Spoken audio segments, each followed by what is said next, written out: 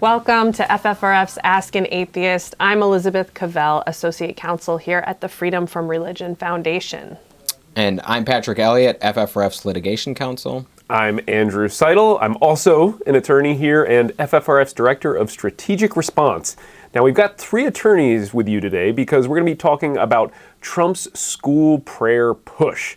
But first, you may have seen FFRF's iconic Ron Reagan commercial on the debate last night. It made waves again. It was trending on Twitter, and I think it's that last line, "Not afraid of burning in hell," that really gets people going. And before we dive into Trump, Patrick, you're heading to Arkansas this weekend? Yep, I will be in Little Rock speaking and presenting on the Theocrats Playbook, which is fitting given what we're talking about today. Taking a deeper dive into the tactics used by officials who inject religion into government. And I'm traveling, but Andrew, you've been traveling quite a bit, I know, promoting another tour for your book, The Founding Myth. So where are you headed? I am heading to New Orleans. Tomorrow I'm going to be speaking at UNO. Next week on January 23rd, I'm going to be in Chicago. That event is actually sold out. I'm in Iowa the week after that, Des Moines on January 27th, and Iowa City on January 28th. Then in February, I'm heading to Nashville in Southern California. All the events are free and open to the public. So all the details about these speaking events can be found on our website at ffrf.org/outreach/events. And sorry. Now we're going to switch gears to talk a little bit about something that was in the news recently. January, what date was it? I think it was January 3rd. January the 3rd. Trump held a political rally at a church, and it was at a church in Florida. Dan and Annie Laurie, our co-presidents, and Andrew discussed it on last week's show. And one moment in particular caught our attention. Let's take a look. Very soon I'll be taking action to safeguard students and teachers' First Amendment rights to pray in our schools. We're doing a big action. Attorney General Bill Barr.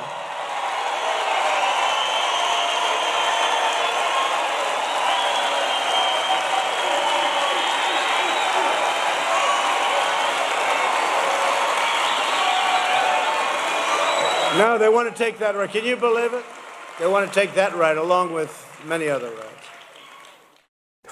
So it wasn't really clear exactly what President Trump was talking about, but he published his schedule this weekend, and so on Thursday it says that the president announces guidance on constitutional prayer in public schools.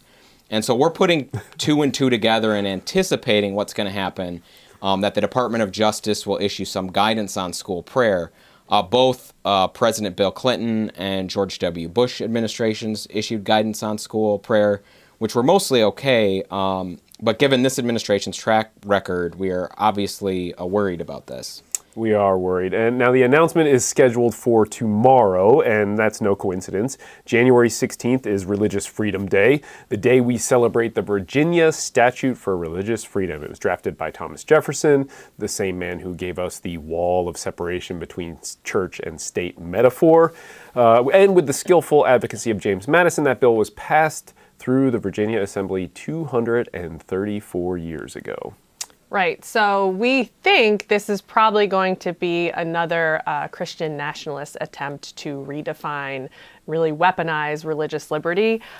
Project Blitz, the Theocrats Playbook, has versions of Religious Freedom Day resolutions that warp that concept.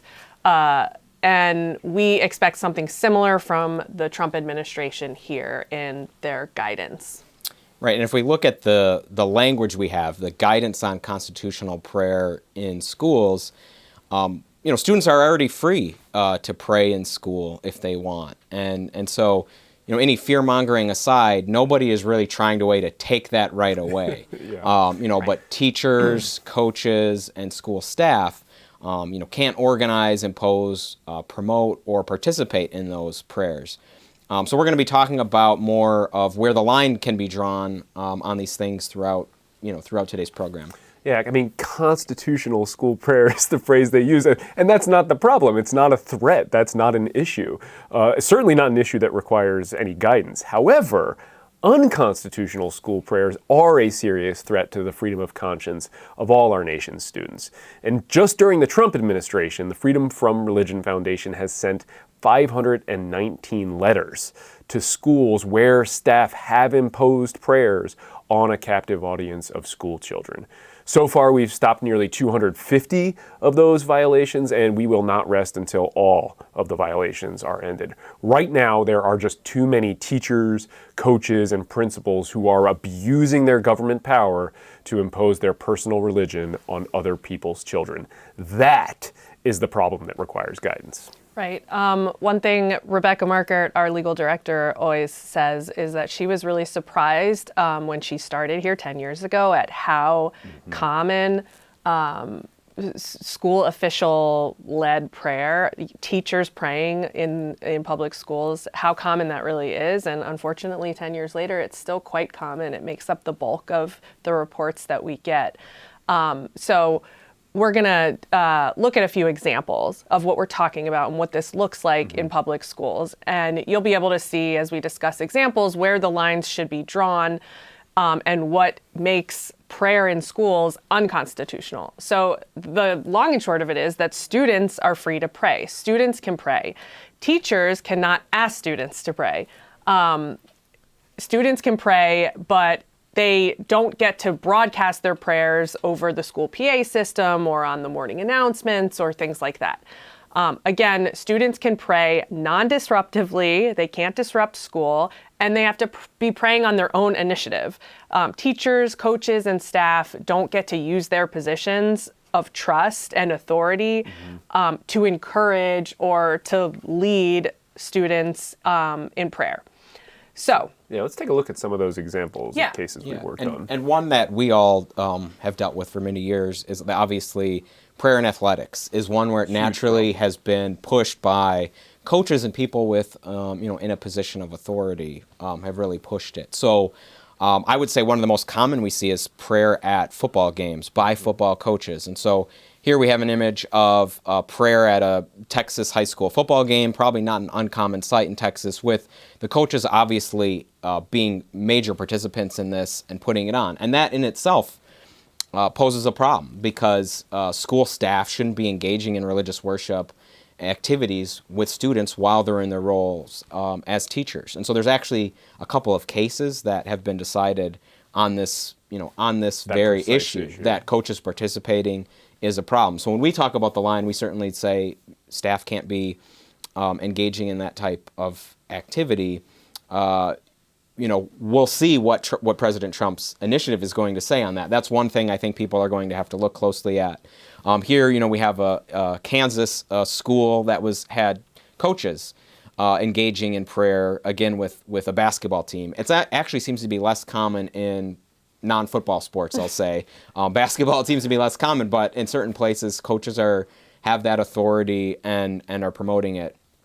Here's another football prayer involving staff, and this one is out of Ohio, and this was ongoing as of December. So as of just last month, this is a real problem going on for people. Imagine being on that team and being Muslim or Jewish or atheist. You're going to feel like an outsider. You're not going to feel like a full member of your community. And especially when that coach is leading the prayer or participating in it. And that's why, as the courts have decided, as you said, that they can't do it. And can you draw the distinction, too, for us, why there might be a little bit of play for the Trump administration, or why the Trump administration may think there's a little bit of play for them to wade in on coaches participating or staff participating? Well, there have been efforts by some of the religious right legal organizations to push this. And so there's a case, I believe it's out of Washington State, the Bremerton School District, where a coach was told by his school to no longer do this. He continued to engage in some of that conduct, and the school district was ultimately sued. And so there is a push by people to say, I have a free speech right, or I have my own religious freedom right to engage in these activities. And I think school districts are oftentimes making the right call by saying, when you're acting as a school employee, we're asking you not to engage in this activity. It would be the same if they told a school employee, hey, you're not allowed to use school resources to campaign for somebody for office.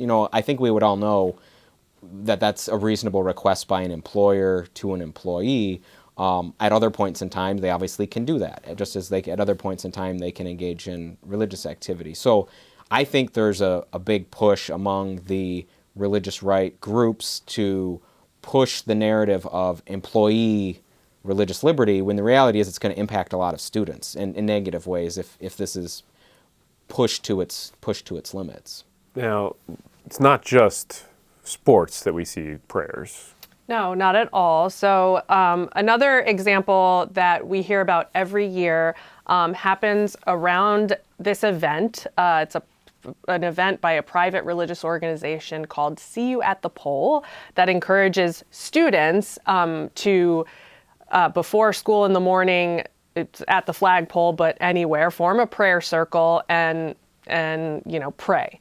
And so this happens every year, but of course it's a fertile ground for constitutional overstepping by teachers and staff in public schools, because what's supposed to be a student initiative, which would be perfectly fine, again, just like in the coach-led or in the coach prayers, the thing that's illegal is not students gathering in a prayer circle there. And here they are. This was in a Mississippi school district inside the gym, so the flagpole element is missing. But what you see there is, interspersed along holding hands with these students are teachers and staff members. And also, as a side issue, the school was promoting this on their social media. That's what you can see there is the post that was posted on the official school social media platform. So the problem here is not students in a prayer circle, it's that staff are joining in and acting in their official capacities. They're acting on behalf of the school. It's the same thing with the campaigning analogy. You can't act on behalf of the school and, show your personal religion, pray with students and give students the impression that this is the favored religion of your teacher. And so another See You at the Pole example, and this one's made more egregious by the fact that these are elementary schoolers. And you see these elementary schoolers gathered in a prayer circle, and there you see teachers. Again, this was promoted on school social media. And I think this is a really particularly good example because elementary school students aren't going to genuinely go pray on their own. They're just not capable really of organizing an event like that. It's very clearly a top-down teacher imposing Right, and I mean, that seems unlikely. Although, if they did, there would be nothing objectionable about that. If there was some, really pious and organized 10-year-old at the elementary school, or a student praying on their own Sure. or with a friend or whatever, that would not be what's objectionable. But obviously that seems less likely at the elementary school level, and you know that these prayer circles or these prayers are often driven by teachers. And this is recognized by the other side of this too. I mean, the See You at the Pole website, doesn't it say something about, teachers and staff and adults can't participate in Right. this? See You at the Pole is it's just a private ministry thing. But they, on their website, encourage adults, teachers, parents, any adults to stay on the sidelines and let this be a student-initiated event. And they acknowledge that it's not legal for teachers or other school officials to pray with students at school. So those are some of the examples of staff participating in genuine student-led prayer, which we all agree is okay, and nobody's trying to take that right away. But we've also seen worse, right? Right. We've had, and we don't have images for these to show to the audience, but one of the things I think people should be aware of is the really insidious stuff that happens is really young children. And so I've dealt personally with complaints, and I know a number of our staff have, and we've gotten these resolved where teachers are teaching kids prayers in kindergarten, first grade, teaching them to pray fold their hands, the actual words of the prayers when to do it right before meal times. And parents are coming to us and saying, my child came home and now knows this prayer, and I don't want them to do this, and so we have to go back to the school. But we have one example out of a school district that I worked with in South Carolina where the teacher was doing this, and the parents were having a huge problem with it, and ultimately, the school system being confronted with the law, recognizing that, recognizing back to us that, the teacher understands that she is not to lead the class in a prayer or grace prior to lunch or ask students to do so. Further, she is not to direct students to pray or signal them in any manner that any such prayer take place.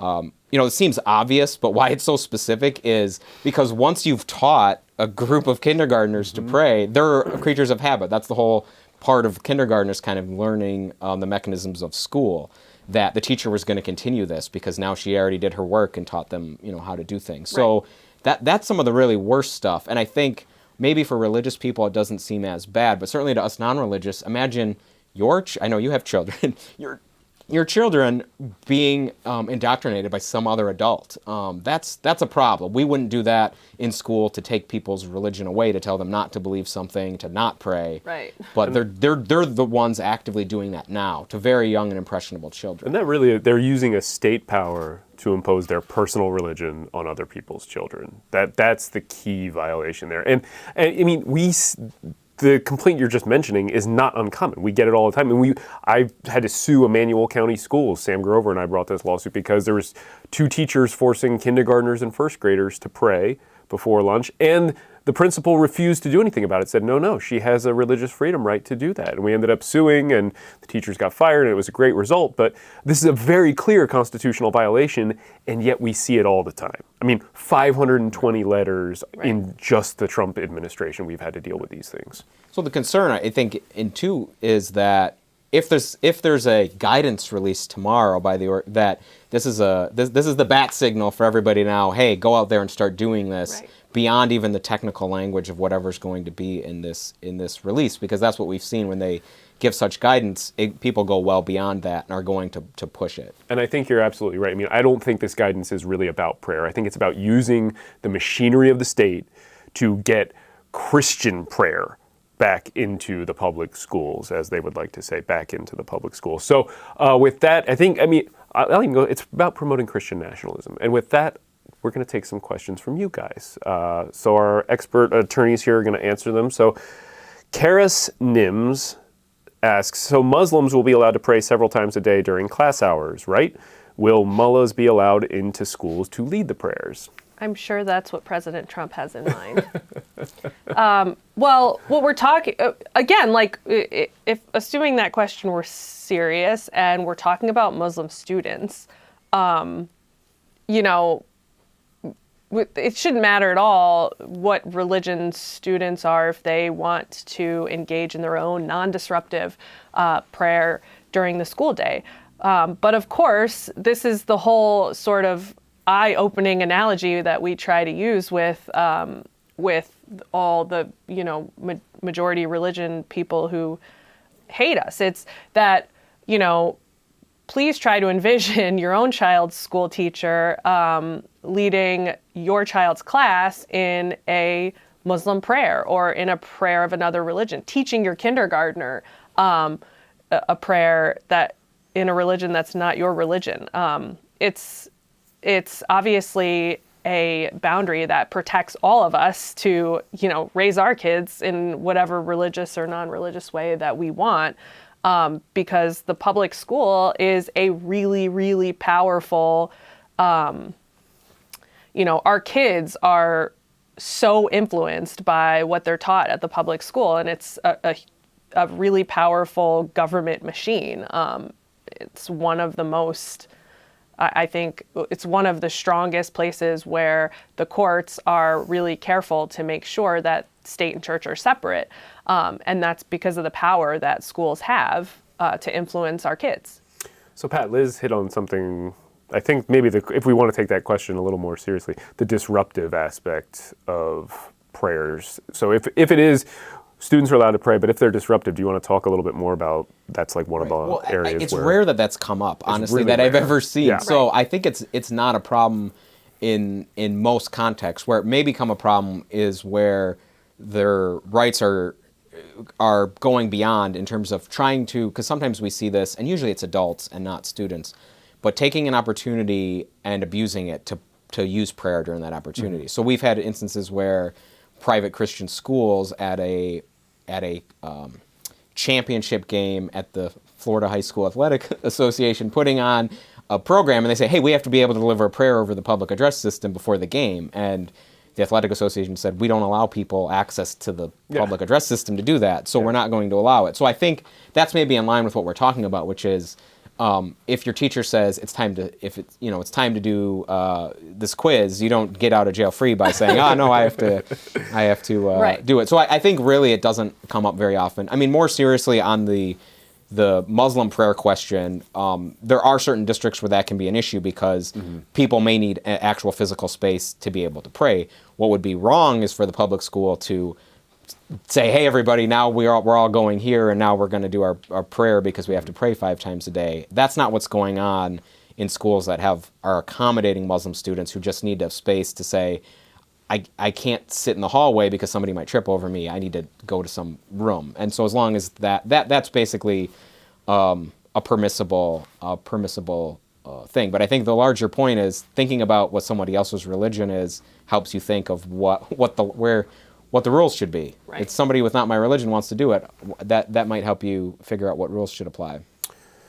It's always good to put yourself in somebody else's shoes. Kat Riley asks, what are some of the arguments for letting teachers lead prayer in the school? I guess maybe if we want to try to steel man the other side, what's the best argument on their side?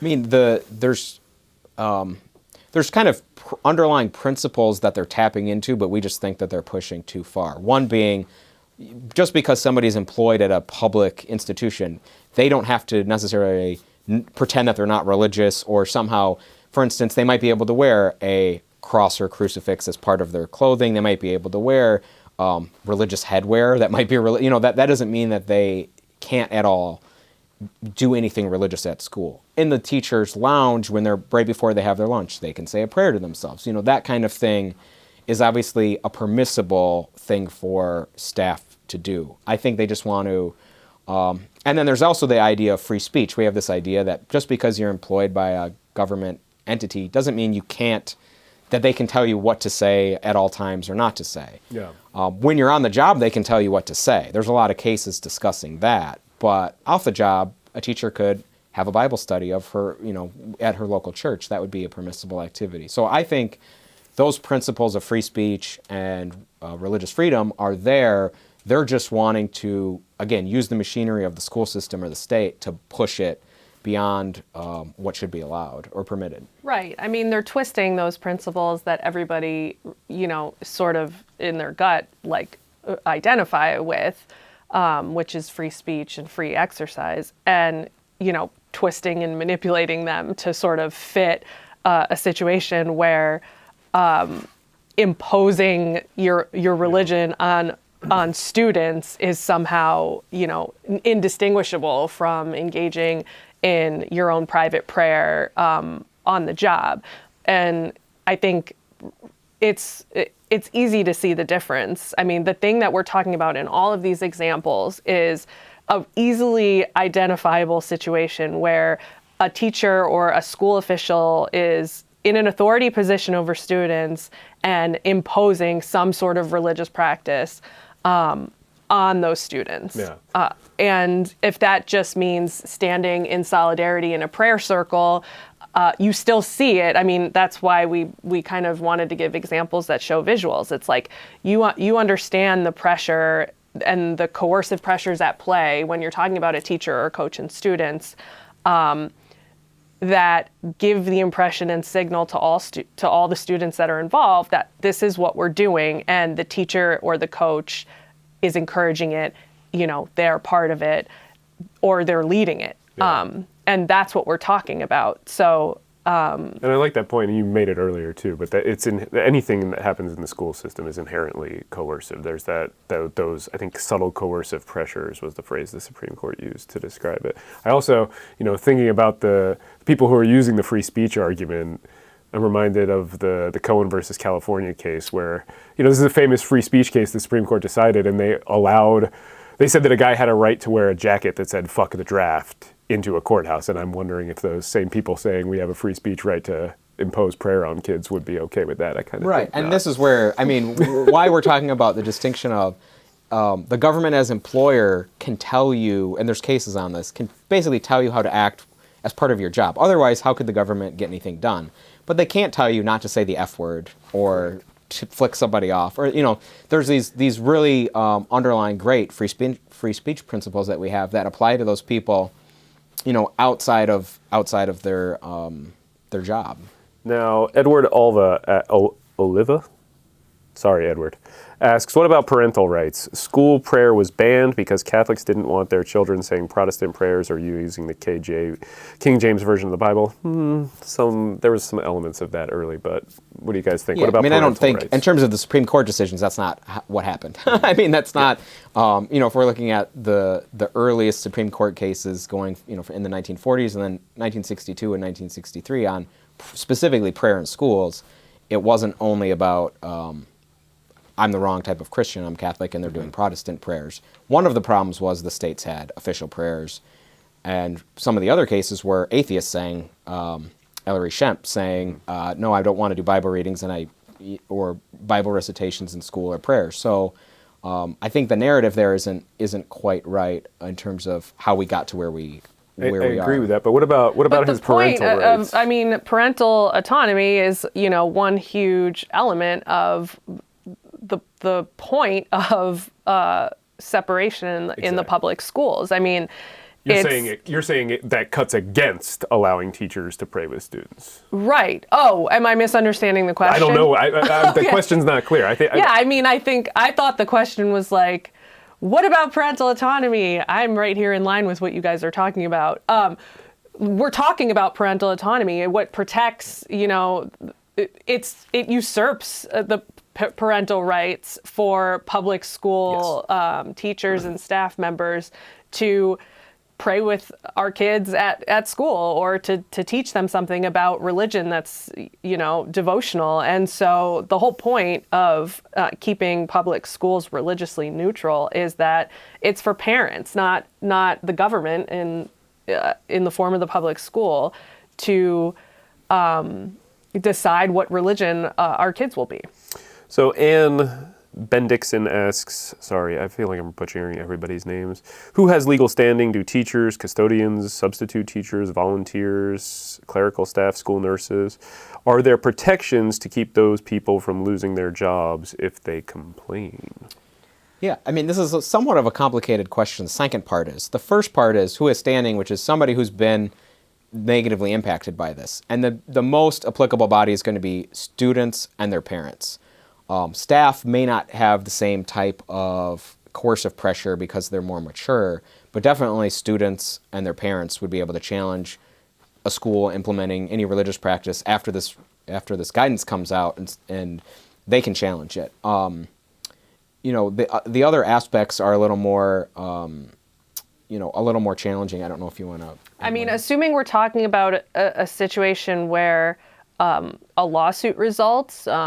And a school staff person is the plaintiff or is involved in the complaint process. On that side of things, there are certain technical things that can be done during the lawsuit to proceed in a way that's anonymous and tries to protect the identity of our plaintiffs. When it comes to just reporting these issues to FFRF or other organizations, we get complaints from staff members all the time, janitors and teachers and, coaches and... This is one of the reasons we exist. FFRF exists so that we are a buffer between those people and the school district. We keep them anonymous. There are legal protections for retaliation. So for asserting your constitutional rights and then the government retaliates against you, you can proceed in suit over that, even wages or things like that. The reality is the world's a lot more messy, and they may not admit, oh yeah, we fired you because you were complaining about our prayers. Yeah. So that's why I'm saying it's a little complicated, is there are actually legal protections for against retaliation, but proving that can be a challenge. So Nancy Fawcett asks, is there some kind of push, to add In God We Trust to all the public schools around the country? Why, You yes. have to take this. I'm going to take this one. Why, yes, Nancy, there is. It's called Project Blitz. Project Blitz, if you are not familiar with it, this is a Christian nationalist push to essentially rewrite American history and then rewrite our law accordingly. They actually published a playbook of model laws that they want states to pass, and getting In God We Trust displayed in all public buildings, including in the schools, is one of those laws, and it's passed in a few states. FFRF has been tracking Project Blitz and that law in particular. You should definitely check that out on our website. And keep an eye out for Project Blitz. They picked that name with all the connotations it has, and now they're actually trying to rebrand themselves as something more innocuous. But also check out the blitzwatch.org website, which FFRF is a part of this coalition, which is pushing back and working to defeat Project Blitz, and we're kind of kicking its butt. Keith Peterson asks, why is there no penalty, such as a fine, for those who clearly violate the Constitution? I mean, Another I would be fine with this, complicated but I mean, there is a penalty in the sense of being a defendant in court is not pleasant, because you're going to be going through quite a process and potentially having to pay for your own counsel. Oftentimes, the government counsel will cover employees, but if a prevailing plaintiff wins, you also would have to pay the attorney's fees on the other side, and that's not often covered via insurance or something. The school would have to pay that, or the employee themselves. So this is kind of complicated, but under the federal law, if you violate a clearly established right as a government employee, and the person has this constitutional right, you can be independently held liable. So you personally, so you'd have to be a defendant in the suit, even though, hey, I'm just a principal of the school. Mm-hmm. If you violate clearly the law, like let's say outside of the context of religion, a principal physically assaults a student. Clearly, that would be violating the student's rights. Right. That person can be brought to court, and individually. Even the school district wouldn't be on the hook. The principal individually would. So there are some mechanisms to deal with it, but there's not really a financial remedy. You can't say, you violated my rights of conscience, I now get $100. Yeah. Right. We really don't have that type of protection in the law. When we're talking about violating the law, we're talking about constitutional law and what the government can and can't do based on how the courts have interpreted our Constitution. We're not talking about, for better or worse, a penal law. I mean, it's not a criminal violation for somebody to, cross these boundaries. There's not going to be like a fine or something hanging over someone's head, but of course they're at risk of being sued. They're putting their school district, more to the point, at risk of being sued, which is costly and never worthwhile, because usually this is it's very simple to sort of run a school district in a way that's religiously neutral. There are other things to do. It happens all the time. I'd be up for a fine, though. I'm kind of on board with that. So Barbara Palmer asks, so let's just break this down really simply. What is constitutional prayer? Genuine student-led prayer, right? I mean, that's the most basic. Like a student before lunch says... Right, and I guess whatever. I would also add to that, in the context of employees, an employee praying to themselves outside during a time when they're not doing other duties. So that would be their lunch break or before or after school by themselves. That's not a thing that they're broadcasting to the world. Pay attention to me, I'm praying, and everybody else should pray. They're just doing what they're doing. So I'm even adding to that, the idea that an employee could pray as well. But the reality of what we see is they want the people under them to do it too. They're trying to get other people to pray is what they're trying to do. Yeah. Right. So you know it when you see it, and you know it when you're doing it. When you're imposing your prayer on other people or making a big show of it to people who you have authority over, it's not constitutional prayer. It's also unbiblical, according to Jesus in his Sermon on the Mount.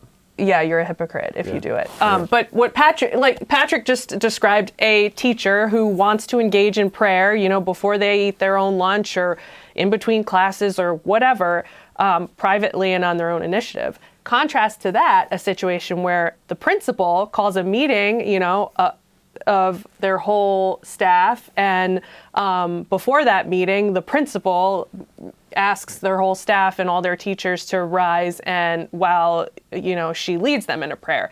That's a different situation because, and it's obvious why, but because the principal has authority over the staff, and they're creating an official kind of religious practice that's different than private prayer.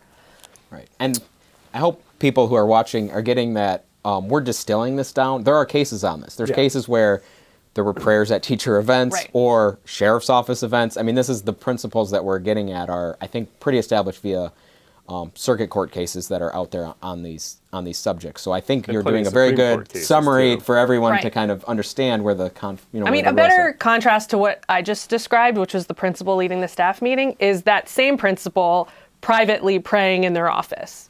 Yeah. Constitutional prayer, leading your whole staff in prayer, is a different thing with a different flavor and has a different sense of imposition. So this is probably the most important question of the day. Mary Stewart says, I want to join FFRF, but I need to know, what are the dues and are they monthly, yearly, etc.? The dues are $40 a year to become a member. But that's just the minimum you can give. You can give a lot more. You can become a life member or an afterlife member. And if you are watching this and not incensed that there have been 519 complaints about teachers and staff imposing prayer on other people's children in just the last 3 years, you really, I don't know. You need to join. We need your help right now. This is a massive fight, and according to whatever Trump's going to do tomorrow, it's going to get a lot worse. This is what we do. We protect the rights of vulnerable school children, and we need your funds and your membership to do it. So please join up. Now sorry, do you guys want to answer that one? No. FFRF.org/join. There you go. If you want to give monthly, if you prefer to just set it and forget it and be a sustaining member, of course we have options for sustaining membership, so you can be a member in any way that works for you. So we kind of got to this a little bit. Maybe this is a follow-up question. This is the last one. David Beckew says, can you give a brief history, and I'm going to brief history, of what the Constitution says and what Supreme Court rulings have said regarding prayer in public schools? And I think that's what you've been talking about the whole time. And as you said, you're distilling these complicated cases down to simple. But the big ones are, so in 2000, Santa Fe, there were prayers over the public address system at school football games. That was unconstitutional. Prayers at school graduations were unconstitutional. Prayers in the classroom have been unconstitutional since 1962. So the Supreme Court's been pretty unified in how it's treated that subject. Right. And we've said that it's kind of like, see also the rest of this episode. Like, what we're talking about is prayer that has the imprimatur, that carries the official stamp of approval of the school just by virtue of the context. So that means teachers in their acting as teachers, standing in front of the classroom leading a prayer, that what is the reasonable student going to view that as, something that's approved by their school. Same thing with graduation prayers and prayers at other school events that are part of the program. This is the religion my school wants me to follow. Right. Yeah. So, this is, we are very concerned about Trump's guidance tomorrow. We're going to be watching it closely. But for now, that's going to do it for our show. Please stay tuned to FFRF on social media, on our news releases, on our website for more about this issue. Again, we're going to be watching it very, very closely. And please join us. This fight is absolutely critical right now. And as you can see, we really need you to join it. Get off the sidelines and get involved. Help FFRF fight to keep state and church separate. We would love to have you as a member, and we will see you next week.